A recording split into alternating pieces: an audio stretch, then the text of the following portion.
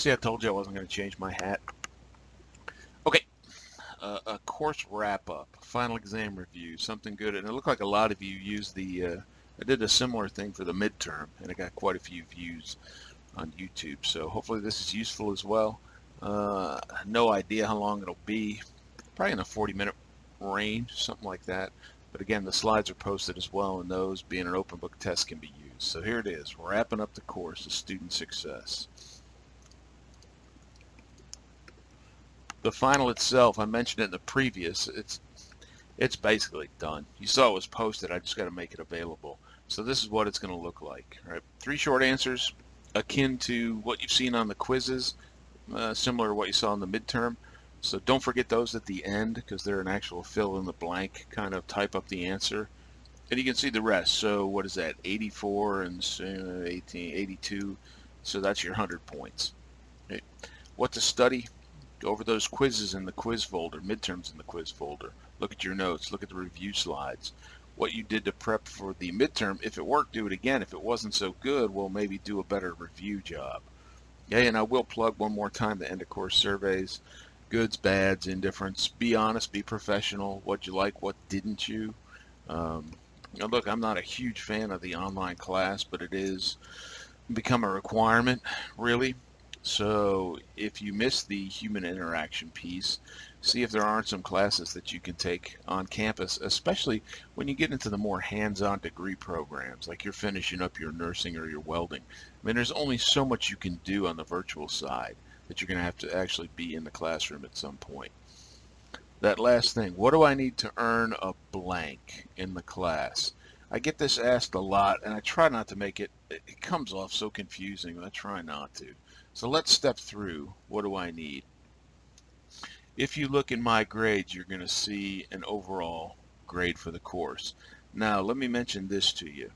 As we finish up week 7, remember in the syllabus it says that I drop either a worksheet or a quiz. And the way it works out with the worksheets quizzes, the worksheets are each worth 3.6 points out of 100, just because of the number of and the percentage of. And if you don't remember, let's see what the percentage breakdown is. It's in the syllabus, so you could look that back up. But there you go. And so as you approach the final, everything's going to be done at that point except for our participation. I plug that in usually last, and that has to do with interaction. Remember the discussion boards, some better than others, and the final exam itself. But if you notice the worksheets, there were 7 of them at 25% or 25 points if you use 100 points. So they're worth about 3.6, whereas the quizzes, that's easy. There's 5, 15, that's 3 points each.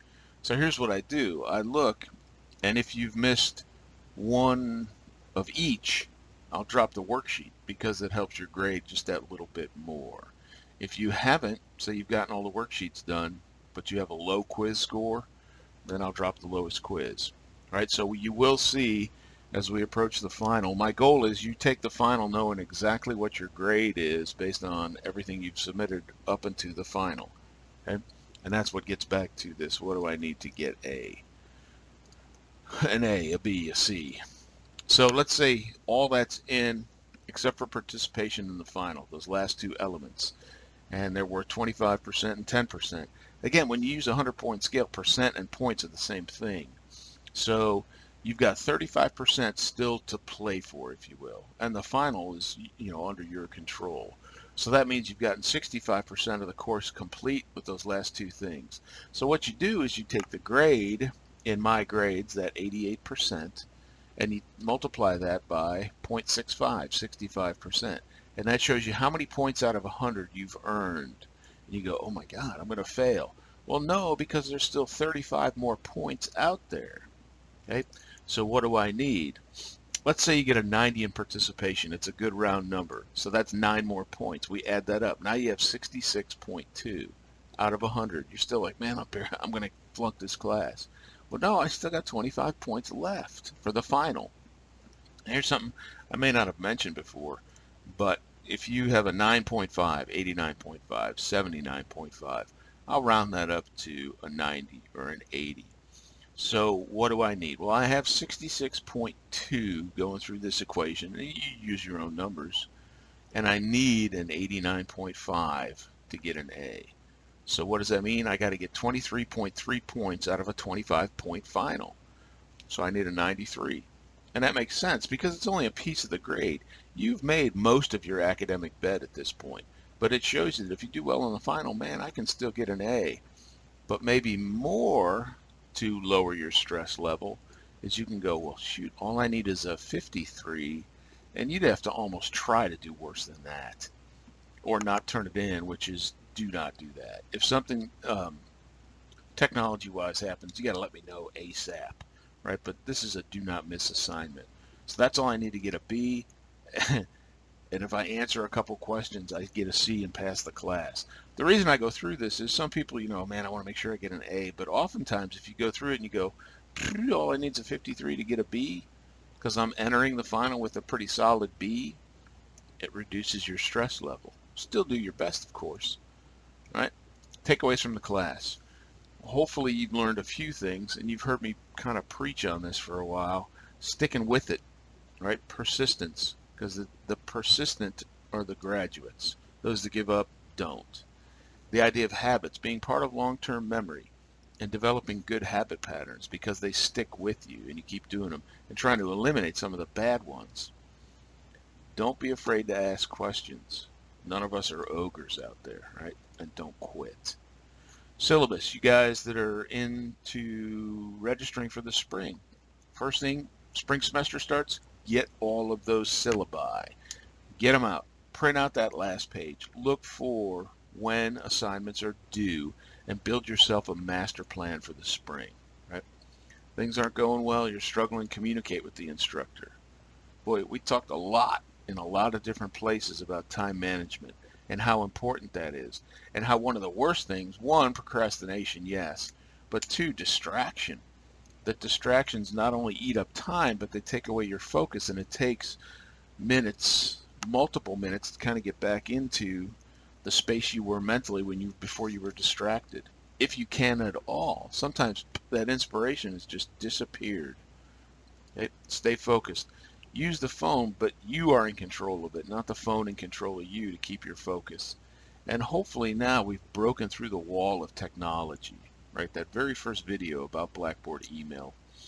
Of course, things evolve. The school may change something here and there, but you know how to get in and get around and find stuff. And I bet you find it not nearly as daunting as it was when we started. And again, unfortunately, because we don't have the class, but that's why I still do the building a presentation piece, because you'll have to do it in the future. I'll promise you that. Okay, so those are the big three. If you can do those and consistently do them, you got a 95% chance of getting to graduation. But it's not easy. If it's easy, anybody could do it. That's why there's a 25% graduation rate. Hey, we talked about some concepts, this idea of scholarship. Yes, you get money to play football. We get that. But really, it was more this definition. And the point was, who decides how well you've done? Did you study? Did you achieve? Did you learn something? It's not like high school anymore. It's up to you to get there. And those were the questions that went with it. So that was one of the concept word of the day, if you will. Who decides if you did your best? You finish up this semester, look back on it. Did I do the best I could? What could I have done better? It's a good time to do it, that hot wash idea. Okay, so here we go, back into the Wayback Time Machine. Words of the day. We had the first two, reactive, proactive. And we saw these throughout the class. The idea of trying to think ahead, to anticipate, to at least develop a plan B if plan A doesn't work. There are times when we have to be reactive, but we want to be here, right? That idea of important, not yet urgent. That's proactivity. It just wouldn't have made any sense in the first week. And then remember these two, objective, subjective. And the reason I put them at the start line is because the entire class sort of revolves around the idea of objectivity and critical thinking. Being objective is part of critical thinking, right? looking for facts, eliminating spin, valid sources, information credibility, media literacy. All of those are baked into critical thinking. But we started out with this idea of objective. So what was the synonyms we came up with? Objective was fact, subjective was opinion. And we said there's nothing wrong with subjective opinion. Everybody, we all have our own biases. We all have our own paradigms, the glasses we see the world through. But we want to know that it's an opinion as opposed to opinion being proffered, being sent out to you as fact. No. That's why objectivity is so important. You guys know what this means at this point. The reason it was on the words of the day was to, fancy name for it. It's like a rubric. It's a grading thingy.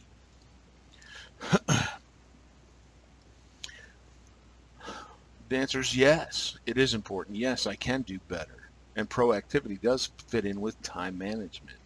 And so there's a method to the madness of this class as to it kind of builds on basic concepts to more involved things. Thinking ahead can certainly help with time management. And maybe better results. And we'll get to a quick review of time management. There's two pieces to it. Yeah, I can get more of my list done, but maybe I can get a better job done on that number one most important thing. Okay? Can I see fact from fiction? Can I eliminate spin? Hopefully you learned something on that info credibility worksheet that half of those websites, they're subjective. There's nothing wrong with them, but YouTube can be both. It can be a how-to video of how to rebuild a gearbox, or it can be a dude on a slide flying 600 miles through the air, which is nonsense. It's entertaining, but that's all it is. Right? So if I plan ahead and have more time, can I be more objective and more effective? The answer is yes. If you're running around hair on fire, important but now urgent, those are going to decrease. You're not going to be as effective. Okay. Top common mistakes students make, we talked about these. Procrastination, not using your advisors. Those don't go hand in hand, but they are uniquely up at the top. And we all procrastinate, but we can also control it. It's something under our internal locus of control. Okay? And not planning ahead, sometimes that comes from procrastination, that you're just not thinking more than 2 seconds ahead. So objective, proactive. Okay? And there were some others. I'll skip some of this just as a thought for the next semester. Now that you've got one, maybe the first one in the books, look at, I took 4 classes and I still had time. Or I took 4 classes and it totally burned me out because I was running in circles. Use that to judge how to register for the spring. Increase or decrease, or maybe keep it the same. It seemed to work out just right with my job and my kid and taking 3 classes. It was tough, but it wasn't undoable. So think about that as you're registering for next few semesters. Remember, bad news doesn't improve with age. Something going wrong, let somebody know. The instructor, your advisor, etc. Don't be afraid to drop, but don't make that your first option, right? And the drop window's passed for this semester, so you're going to get what you get. Right? Okay, this led to both leadership and time management. This was more focused on what did we consider management, the difference between leadership and management. Management, more day-to-day, keeping the business between the guardrails, whereas leadership was more long-term, looking into the future, more responsible for the overall conduct of the business. And then we use that to jump into time management, controlling something. And we said, hey, we can't control time. The clock's ticking right now. It's moving. But what we can do is control what we do with our time. Right? How much can we get done? And again, it's not all just about getting the most things on the list done. Maybe if that first one, deciding on a very consequential question in your life, then it deserves more time. Right? Not a rushed decision. Right? And we did say too, that this idea of you see people running around hair on fire, super busy, that doesn't mean they're getting a lot done. That may be a defensive mechanism. Right? Sometimes it does. But you as a leader should also have time to sit and talk with your people, not just running around putting out fires. If you're doing that, you're doing it wrong. Right? I mentioned this, I think in the last video. It's funny, I just did it and I can't remember. But that idea of No, it's in this one. Get all of the courses you're taking in the spring. Get all of those deliverables put on, your to-do app on your phone. Or I've heard from quite a few of you, you've actually gone out and purchased a little planning book.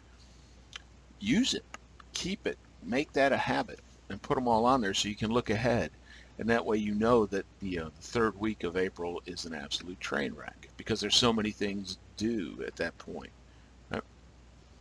And depending on how detailed you want to get, some other recurring things you may want to put in there as well. But this goes back. All these slides are reviews from previous discussions.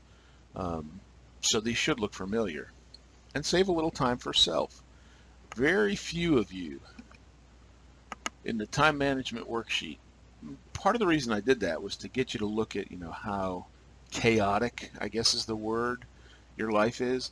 And the point of, if you have a lot of 4s and 5s, try to reduce those by at least one level. If you can knock a 4 down to a 3 where it's not so chaotic, so much the better.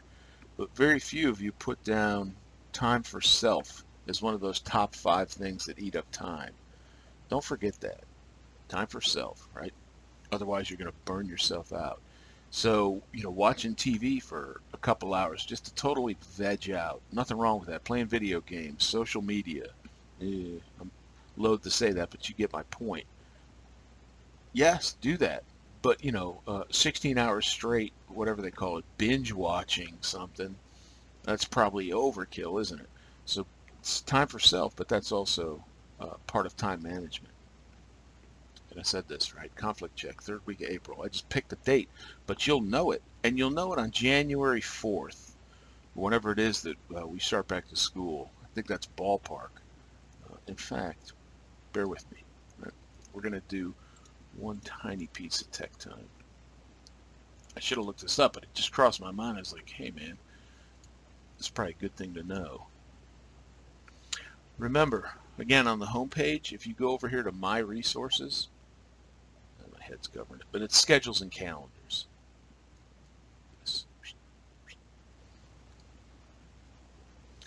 And so they've already got the spring and even the summer academic calendar out there, which is the key dates for that. So I just download it. Let me pull it up so we can look at it real quick.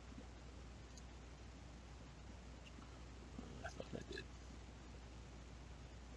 Bah! It's a madhouse. There it is.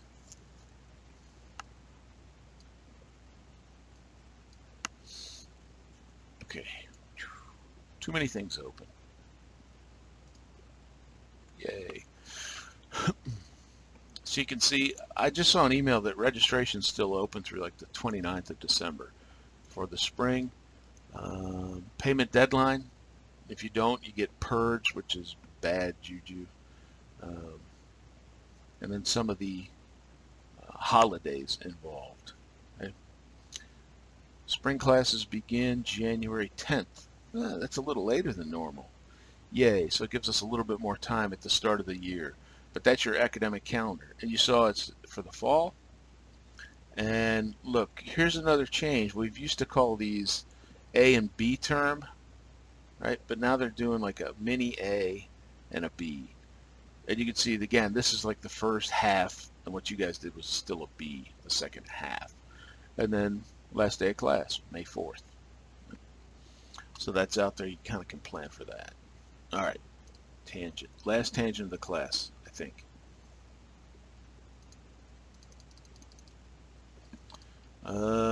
Yep. And you know what I do, using my phone, keeping a notepad by the bed, so when my brain's running a million miles an hour at 11 o'clock and I can't go to sleep, write down what you're thinking. Decompress your brain. And then the whiteboard that I use downstairs for a quick glance. So I know the night before I look and go, okay, I've got this coming up tomorrow, the next day, etc. And the whiteboard helps coming and going through the house. I see it all the time.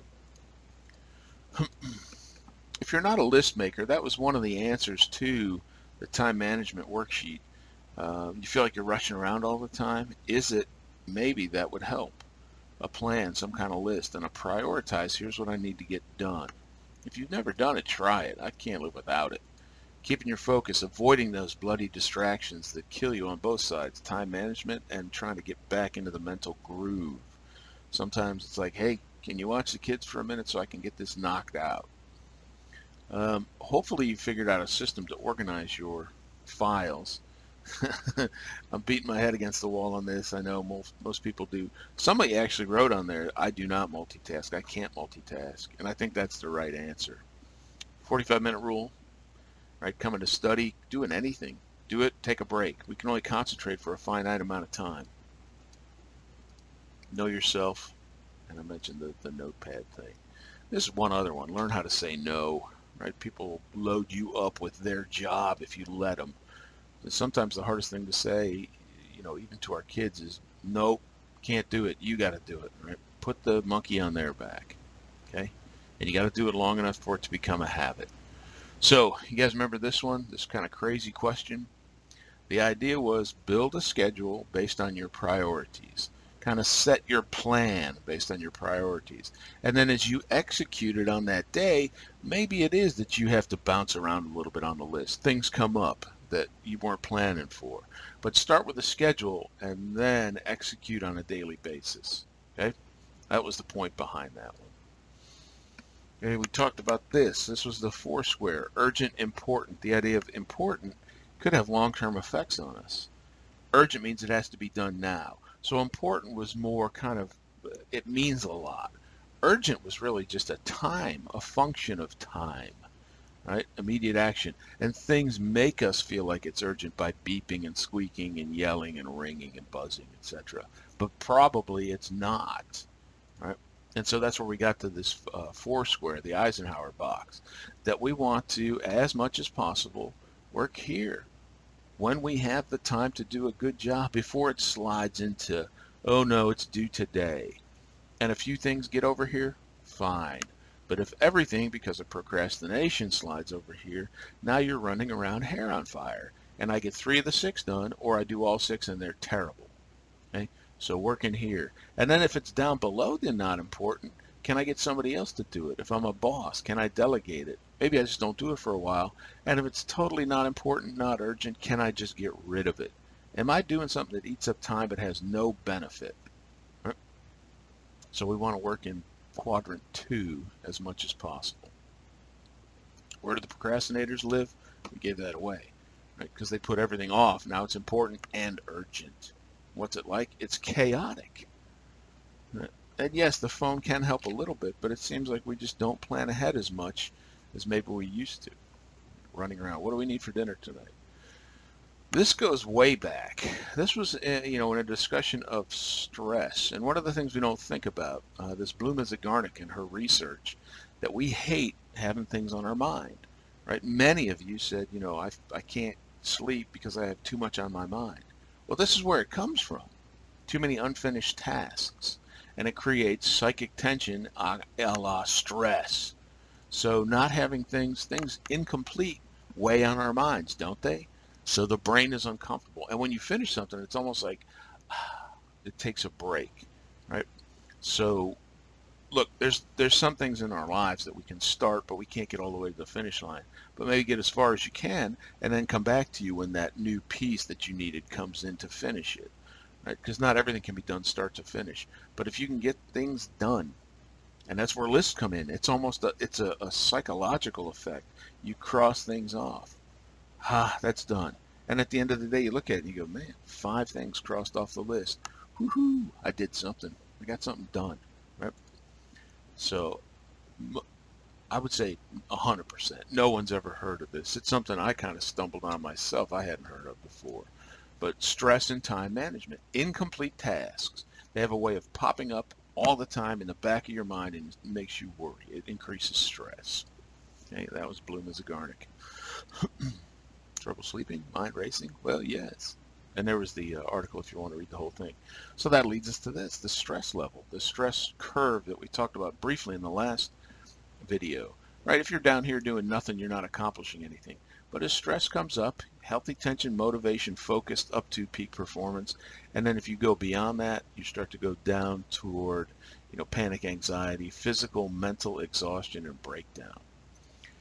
You want to be able to be up here, but you don't want to be up here the whole time. So if you're the boss, try to keep your people in this area. Take some days where there's not so much going on, and then ramp back up. If you try to keep folks here the whole time, they're eventually going to slide over onto the backside. But remember, foot stomp, not all stress is bad. Some stress increases performance. More words of the day, taking the initiative, getting out in front of things. And there's some risk associated with that, but there's also some potential benefit. If you're the first one to get out in front and develop a new website or a new invention, you may reap a lot of benefit from that. The idea of leadership. We talked quite a bit about leadership. Boy, that seems like maybe a good short answer question to me.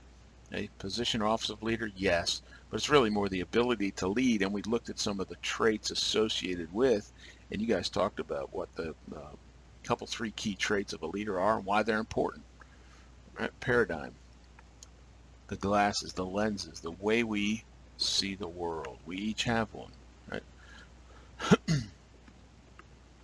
I use this, again, just as a quick review. I don't know that it's on the final per se, but something as a boss, you get the newbies coming in, right? The low development. They're brand new to the job. You're going to have to be more directive. But as they learn more and more and more about what they're doing down here, you have to do less and less directing, and eventually you just let them run with it because they know what they're doing, and people like autonomy, the ability to do stuff on their own, not having Mr. Micromanager looking over their shoulder all the time. You may have to do that here, but if you're doing it here, you're doing it wrong. Right?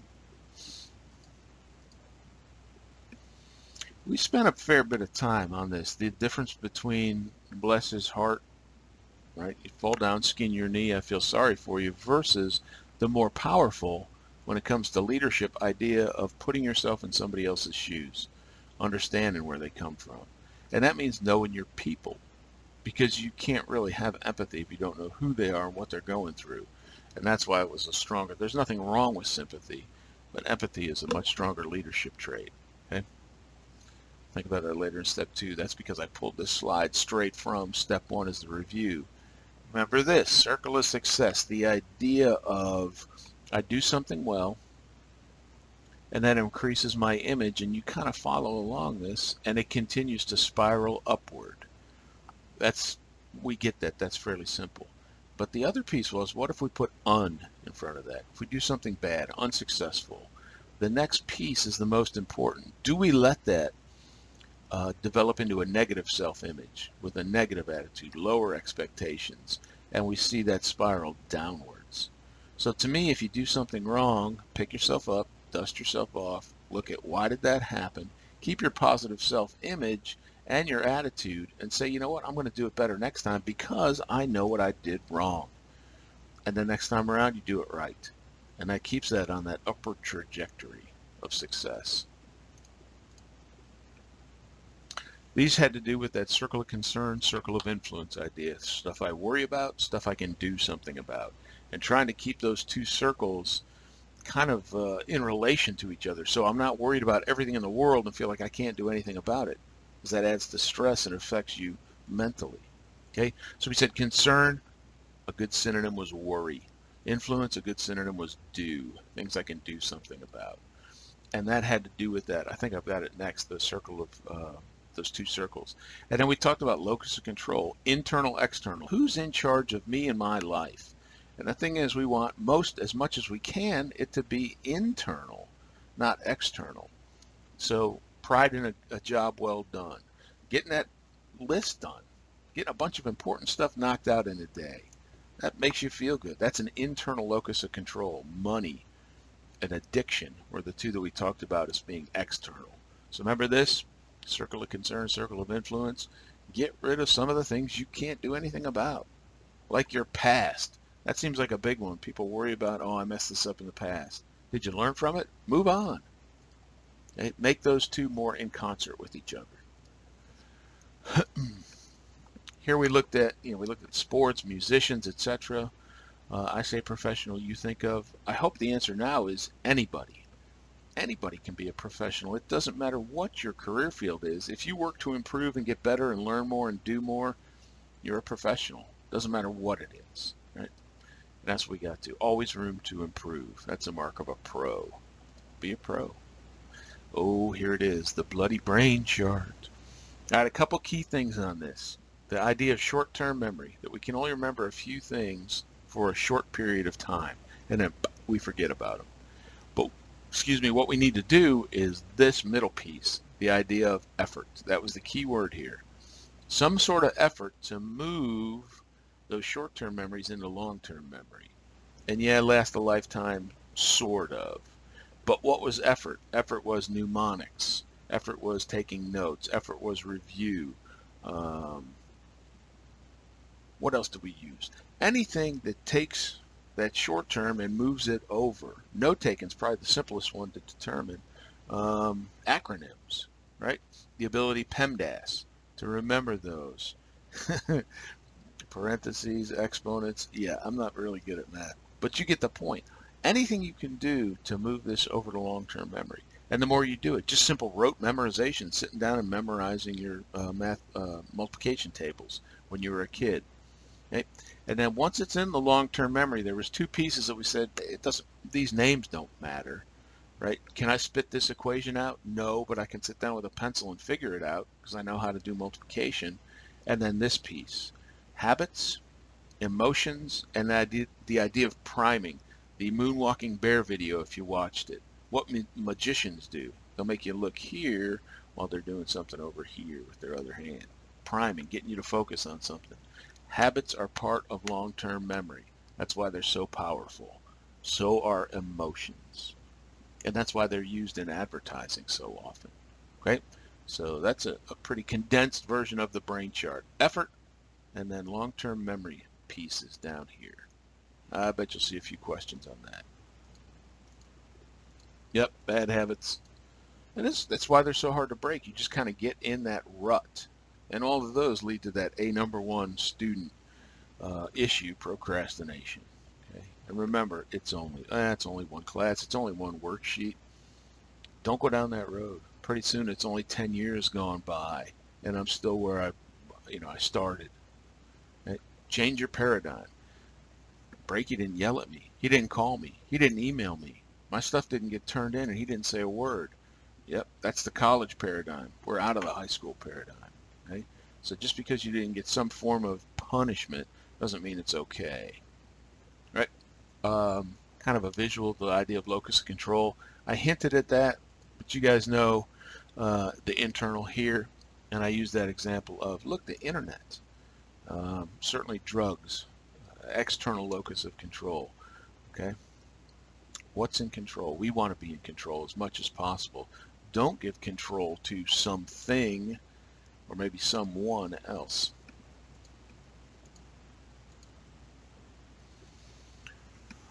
Need gets back to Maslow and the hierarchy of something that's required, whereas want, you want it, I desire it. And if I can get you emotionally to change a want into something you feel like you absolutely need, then I can sell it to you. Isn't that what commercials are all about? The example of my stinky old Kia that doesn't look great, but it gets me down the road, whereas that commercial, and especially now in the holiday season, we're just inundated with them, right? The shiny new BMW. You need this. Do I? Do I need a $500 a month car payment when my stinky old Hyundai's still getting me down the road? Maybe not, right? So just watch that. Maybe you do need a new phone. If yours broke and you need it for work, then that changes the dynamic. It's somewhat situational. But if it's still working, until they eliminate 3G here in the future, keep using it, right? And if I can mix that up, I can handcuff you to that job that you don't like because you simply got to pay the bills because you didn't get wants and needs straight. There's Maslow, right? Those very basic ones. And the idea was, until I meet one of these, I can't move up to the next level of his hierarchy. And to get up here where we're getting our full, actualizing our full potential, we have to meet these other pieces of his hierarchy. because I can't reach my full potential if I'm hungry. That's all you can think about. Intrinsic, extrinsic. Again, hinted at before. Internal, pride in a job well done. Intrinsic, internal. Extrinsic, money. Pay is probably one of the most used extrinsic motivators. That paycheck. And again, you hate your job, okay, I'll give you a raise. But how long is that going to last before the I hate my job creeps back in? And I would argue that intrinsic motivation is longer lasting because it comes from within. I like doing a good job and being told that. Good job. Right? It's rewarding. Another key, leadership was one, critical thinking was one, so that may lend itself to a good short answer. What is it? We went through, right, way too long. It's really all of the pieces we've been talking about, this thinking fast and slow idea of shifting gears from autopilot into actually thinking about something. And I use that bat and ball question to show you. And I don't care about system 1, system 2. It doesn't matter. That's Kahneman's labeling. But it's making yourself go, this is important. It's not yet urgent. I need the time to really think about it. Okay? And so what I did here is I kind of built a slide that was the question. All of these pieces, everything we've been talking about, to me lends itself to what critical thinking is, because it's a tough concept. Do we use our knowledge? That was wisdom, right? Do we set our own agendas? Do we question those in authority, or do we blindly listen to CNN or Fox instead of going, skeptic, right? I think that's kind of BS. I'm going to dig into it more. Kahneman, right? That deeper thinking, shifting into it. Looking at the pros and cons. I can't think of a single thing that's purely, though, this is all great. It's almost everything has some kind of con. It may be small, and it makes it an easy decision. Sometimes they're balanced. Sometimes there's more con than pro in a decision, and then you decide not to do it. A great example would be picking up smoking, right? It looks cool, but man, look at all the downside to it. Remember this? You guys actually looked up and came up with a better definition than I've seen in some of the textbooks. The idea of, yes, accessing it, but analyzing and evaluating what's out there in social media especially. Being that skeptic, looking with clear eyes on what it is. Okay, and this was a quote I used. So to me, critical thinking is all of these kind of rolled into a cookie and baked. That it's a multi-part answer. It'd be nice if it was a single word book answer, but that's high school. It's not college. So that to me is what critical thinking is. And if you can do it, and remember this too, just as quick aside, I don't need to do it for everything. Right? There's some decisions that just bam, do it, move on. But when we get up to that above the important line, that's where we want to really put this to work, right? Make it work for us. Why is it so critical? Again, this was part of what we saw in the media literacy definition as well. This is grade school, high school. Now we're up here. We want to be able to understand what's behind it and say, yes, that's good. No, that's not. It's in between. There's some good and bad. And eventually maybe you start writing articles about a topic that other people use to inform themselves.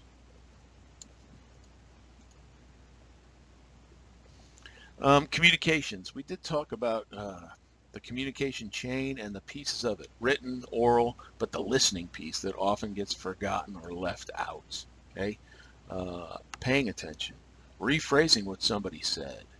What I hear you say is this. Whoa, that's not what I meant. Okay, interlocking, right? Engagement. You're interlocking the speaker, the listener, the two folks that are trying to share something, or more than two. Maybe somebody's talking to a room full of 1,000 people, but you're trying to share thoughts and ideas. And so I use this to talk about listening with our ears, of course, listening with our eyes, body language, and then listening with our heart, the idea of this person's been always straightforward, honest, and to the point with me. I'm certainly more apt to listen to him than somebody who's lied to me. That's kind of listening with our heart. Remember the acronym? Send me chocolate roses? You're sending a message through some form, email, telephone, text, whatever it is, to someone or someone's else. Right? So that was the model we used. And we talked about what can get in the way. Maybe I don't know exactly what I'm talking about as the sender. Maybe the message gets muddied because my language isn't clear. Maybe the channel doesn't work, right? You ever been talking on the cell phone and it just drops dead? Or maybe the person getting it didn't understand. And so that's why we talk, texting's great, but it's limited. If I've got something really important, I want it best I can do it face to face or at least over the phone, so we have that back and forth. Because what was missing in this model, as we said, from here, we need a feedback loop back here. And yes, you have that in a sense with texting, but it's not very good. Whereas if I'm sitting there talking to you, explaining something, and I get this kind of look, I go, they don't get it, right? So let's try to figure out another way to explain it. Let's talk it back and forth. Right? And you can do that over the phone minus the body language, but you can hear people's inflection. You want me to do this, right? And you go, oh, they're not getting it. Right? That's why texting is so limited. What else can interfere? Noise, dishonesty, just constant bombardment, right? The idea that repetition now becomes truth. If I say it often enough, the election was stolen. Well, no, in fact, it wasn't, right? But I keep saying it. So, and what does the media use to get us to listen? Go back to the long-term memory thing. Emotion, just sheer volume, right? That's why, remember how quickly lies spread over truth on the internet. It's because most of the time it's like, wow, would you look at that? Right? It seems like it's more interesting. It's too bad facts seem to have become dull because facts win the day. We did this as kind of an online exercise, just thinking about it, but just some ideas. So it's an important concept. The idea of how well do you listen? Attention, right? I think I heard you say this. Be patient, don't interrupt. That can be difficult, especially when there's a bunch of people, right? Thanksgiving dinner, we're all sitting around. Everybody wants to get their little, story in. It can be tough. Body language, eye contact, all of those things help. Some of the roadblocks to critical thinking, these ideas of fallacies. We're not going to go through all of them again, but that personal attack on somebody. They're a bad person. Straw man, red herring, something that has nothing to do with what we're talking about, but it gets your attention to look over here, right? That's used a lot. And we had some examples. A smart woman like you would know this, that appeal to pride. Yeah, I am smart, right? And you stop taking in or critically thinking about something. You're like, yeah, I am smart. I'm going to do that. And the yes, yes, yes. Keep asking people questions. Yes, yes, yes, yes. So you're going to buy this car today? Yes. Oops. Maybe no.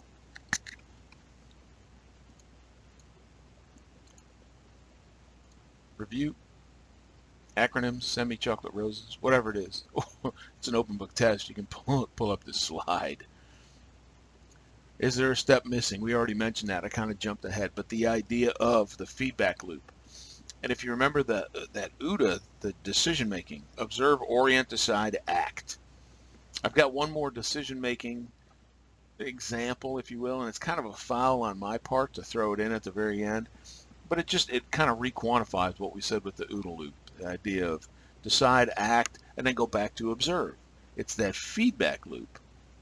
And that's why we came to the conclusion that there was missing in the SMCR model, that it should be feedback. And then, that makes it more of a loop itself. Look, we're bombarded with messages. We've talked about that, right? 3,000 a day. Listen, think, then speak. That's something I would hope you take away from this class. I've said it a lot.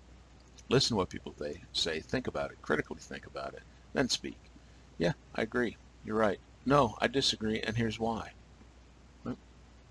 That's okay. Yeah. Writing process, getting toward the end, because the last couple, like the last two classes, since they were just in the last week, I'm not going to go through those. So bear with me. We're getting toward the finish line. Pre-writing, that was the research piece. We spent a fair bit of time on the online library, how to do searches, how to make a very accurate search to get less results, and then whittle that down by date, by peer-reviewed articles, so that instead of having 700 articles about a topic, I've got 20. And then to use the abstract, that one paragraph summary of the article instead of reading all 20 pages and then going, no. Okay, so you do that first, then organize, i.e. an outline, i.e. the topic outline worksheet to get your ideas together. Then you write, or in the case of the presentation, plug and present on step 3. Build your presentation. Okay? Go back and proofread and then publish it. Couple ideas with the writing process. Remember what plagiarism is, the idea of using somebody else's words or ideas without giving them credit.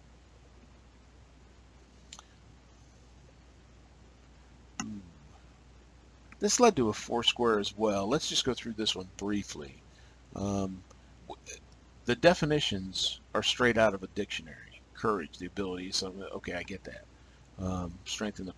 But when we got to the Foursquare, we said courage was about us.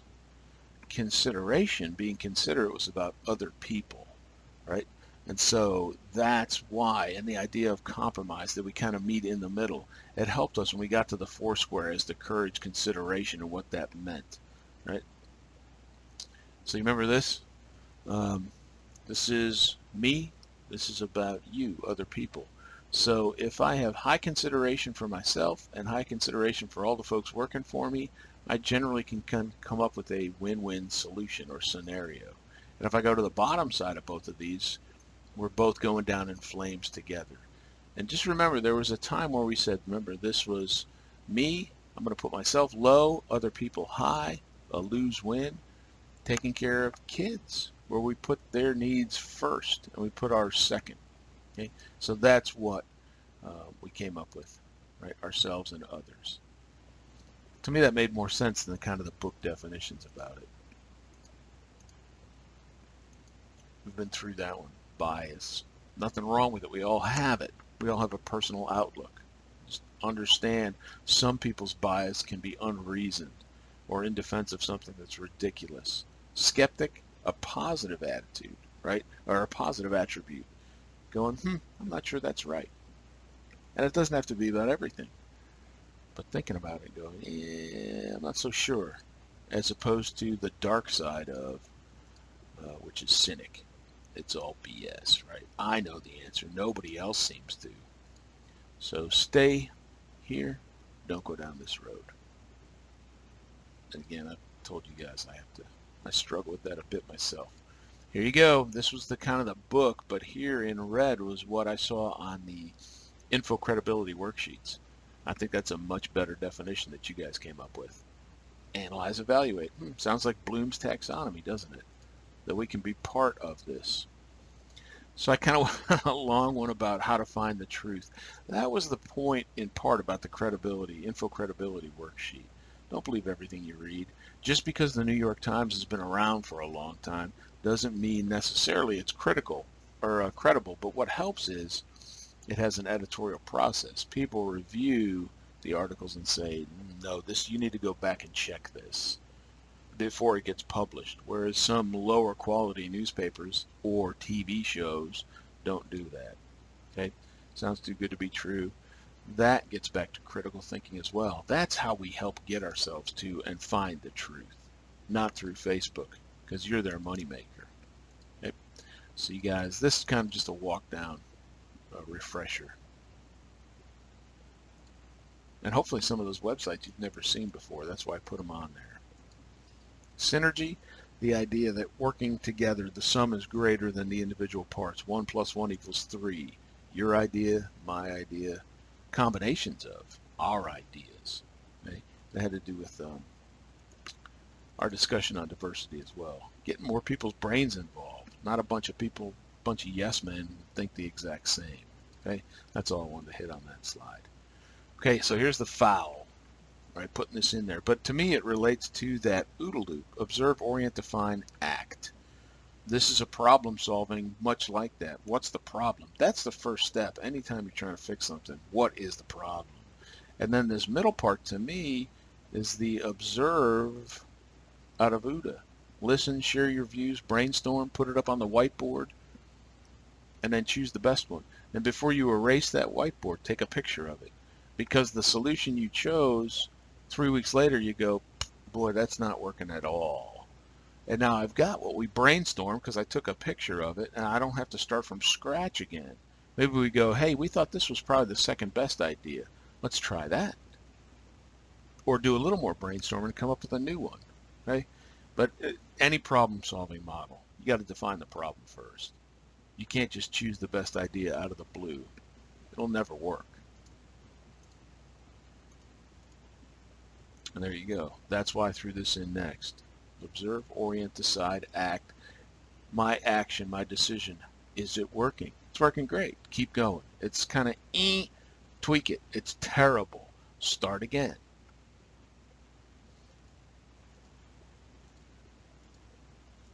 This idea, ethics and morals. One of the things that seem to come up, and I tend to agree with it, ethics to me seem more outward facing, more kind of the public or social construct, whereas morals may be more internal, but they very much blend at the edges, right? And the idea of ethics, and that should be part of our structure. And the idea of an ethical dilemma is, man, I've got two choices and both of them are terrible. I don't have a clear-cut, this is the best choice. That's why we did the ethical dilemma worksheet, to put you in that. And don't assume something, maybe it's being cute, but one of the scenarios was you see your coworker take something out of the drawer and then you come up end of night and you're $250 short. I use the word something on purpose. Maybe you saw him take out a receipt or who knows what, a key, right? A check.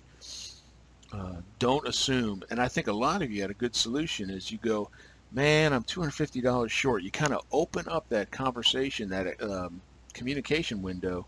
Maybe they go, ooh, yeah, I took it because I can't pay the rent. And now you go, put it back. Let's figure out another solution. Instead of the first thing going, you stole the money, right? Because you don't know, it was something. And we talked about this as far as the work. This was in video 16, so I'm not going to do it again. We just went over that idea on career selection. Okay, let me hit good English. Hit this one just quickly as the review piece though. What you are good at, what you're passionate about, your conscience, what your brain says this is an important job, like being a nurse. And is there a need? Are there jobs out there? And they're called Venn diagrams, but where all these meet in the middle would be your career sweet spot, theoretically. So it's just a pictorial way of looking at those combinations. Am I good at it? Am I passionate about it? Does it sit well with me? And is there a need? Are there jobs out there? Okay, sweet spot. Yep. Budget. Nah. You guys know what this is. The idea of money coming in, money going out. Do I budget it? U.S. government, the answer is no, they don't. Okay.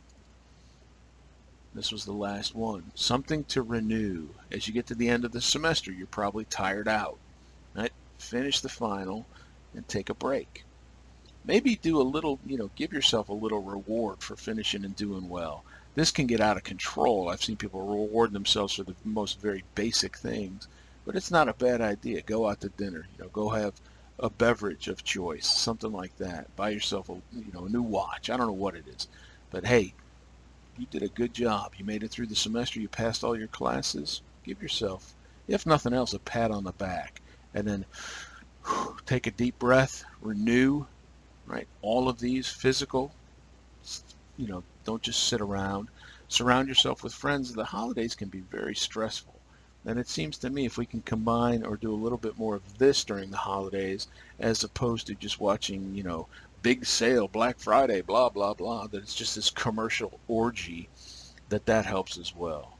So use that time. We start back in January 10th, take a break, get recharged, and get ready to complete that next semester on your way to that goal you set that you told me you want to do in your top 3 jobs. Okay. Good luck, right? So this really finishes. That's the only other video. It's the review video. Don't be late with the final, right? If something comes up tech-wise, let me know. It says December 4th. I'll open it. It's not due till December 8th, and it may open up on the 3rd. We'll see. But just it gives you a big window of time to get it done. Now, it's still one sitting, but it's 2 hours and it's open book, right? Don't be late with it. do well on it, finish the course with a bang, and then take your break and renew. Right. A little bit long, but it was, I mean, that's like a once over the course kind of, is that everything that's going to be on the final? No, but that's a heck of a good start on reviewing and prepping for it. Okay.